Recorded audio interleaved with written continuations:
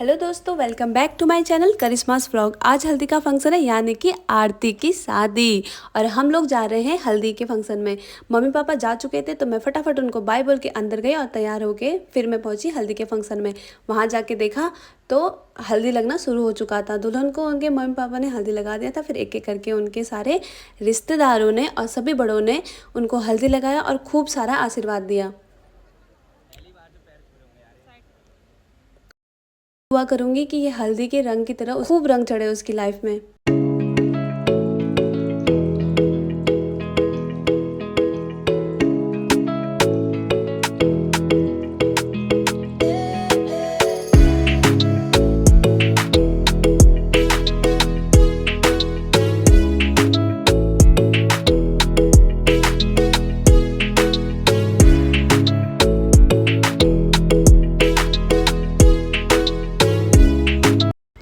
फिर मैंने और दीदी ने हल्दी लगाया। आज मैंने प्रॉपर तरीके से हल्दी लगाया क्योंकि मेरे को दीदी ने पहले बता दिया था कि इस तरीके से हल्दी लगाया जाता है।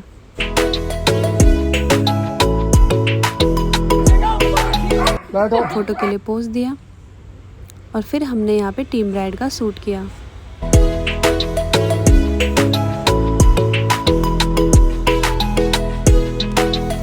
अब यहाँ पे कुछ शुभ काम हो और कीर्तन भजन ना हो तो ऐसा हो नहीं सकता। फिर हम सभी ने मिलकर कीर्तन भजन गाया और यहाँ पे दुल्हन की बहनों और उसके दोस्तों ने मिलकर पोज दिया।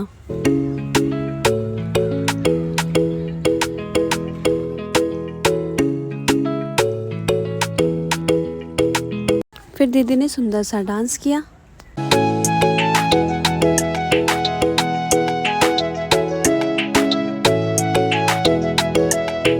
यहाँ पे मैं दिव्यम को ना टीज कर रही थी क्योंकि उसको वीडियो में आना पसंद नहीं है, इसलिए।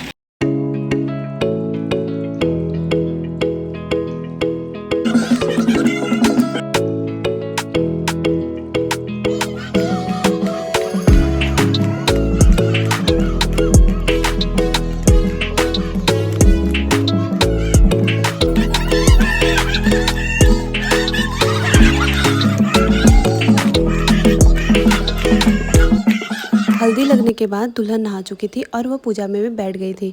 पूजा में बैठने के बाद पंडित जी ने सबसे पहले दुल्हन को हाथ कंकण बांधा, उसके बाद उसके मम्मी पापा और फिर उसके घर में जितने भी सुहागिन औरतें थे उनको बांधा गया था। 3 या 5 लोगों को ये बांधा जाता है। जो ये हाथ कंकण होता है उसको किसी क्षेत्र में हाथ कंकण और किसी क्षेत्र में हाथ कंगन भी कहा जाता है। हाथ कंकण बंधने के बाद दुल्हन अपने घर से बाहर नहीं जा सकती है। इसके भी अपने अलग अलग नियम होते हैं। उसके बाद उसने सभी जितने भी बड़े थे सभी से आशीर्वाद लिया। यहाँ पे सवाल पताई की तैयारी भी शुरू हो चुकी थी। सबसे पहले सिलबट्टे की पूजा की जाएगी। उसके बाद जितने भी औरतें जो मांस पीसते हैं उनको शगुन दिया जाता है। फिर ये मांस पीसना शुरू करते हैं। इसमें जितना भी मांस रखा गया ना उस सबको पीसा जाएगा। उसके बाद रात में इसके बड़े बनाए जाएंगे, जो कि हम पहाड़ियों में प्रसिद्ध होता है। सवाल पताई वाले दिन हमारे यहाँ बड़े, पूरी और हलवा बनाया जाता है, जो कि हमारे यहाँ शुभ माना जाता है। फिर उसको सभी में बांटा जाता है, जितने भी लोग होते हैं। अभी तैयारी करके रखेंगे और फिर बनाएंगे उसको शाम को मेहंदी में।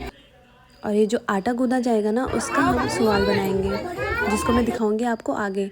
फिर मैंने दुल्हन के साथ फ़ोटो खींची। आधे मांस को साबुन के तौर पर सिलबट्टे में पीसा गया और फिर बचे हुए मांस को मशीन के द्वारा पीसा गया।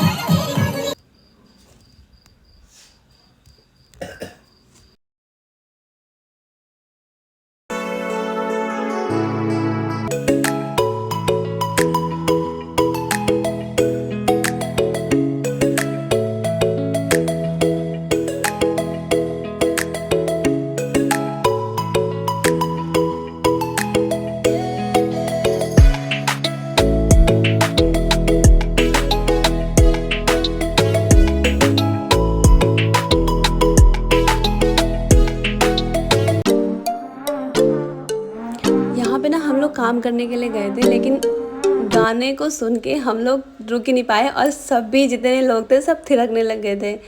डांस और मस्ती करने के बाद अब यहाँ पे सवाल बनाने की तैयारी किया जाएगा, इसलिए सभी चकला और बेलन के साथ बैठ गए हैं।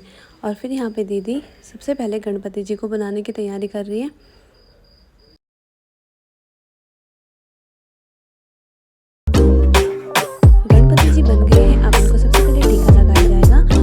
पे चढ़ाया जाएगा दूब घास। दूब घास और सिक्के रखने के बाद फिर इनको रखा जाएगा दरवाजे के देली में। सवाल में इन चिन्हों को बनाना शुभ माना जाता है, जिसको 5, 7 या 11 प्रकार से अलग अलग चिन्हों के द्वारा सजाया जाता है, जिसमें ओम, त्रिशूल, स्वास्तिक, सूरज, चंद्रमा आदि जितने भी शुभ चिन्ह होते हैं ना उनको बनाया जाता है। फिर ये बने हुए सवाल को धूप में सूखने के लिए छोड़ दिया जाता है और फिर सवाल बधाई की शुभारंभ इन्हीं के साथ किया जाएगा। इसको फूलने नहीं देना पड़ता है, इसीलिए इसको धूप में सुखाया जाता है। और इसी के साथ हमारा सवाल बन के रेडी हो चुका है और मिलते हैं आपको नेक्स्ट व्लॉग में। तब तक के लिए bye bye. Thanks for watching. Subscribe for more.